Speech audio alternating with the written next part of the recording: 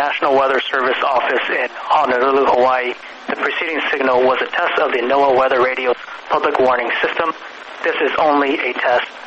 Tests of the signal are normally conducted every Wednesday between 11 a.m. and noon.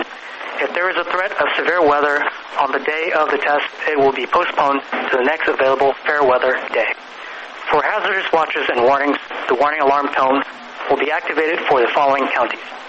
In the KBA 99 listening area, Hawaii, Honolulu, Maui, and Hawaii counties.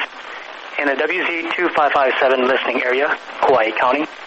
In the WWG75 listening area, Maui and Hawaii counties. In the WWG27 listening area, Hawaii County. This concludes the weekly test. We now return to our recorded programming.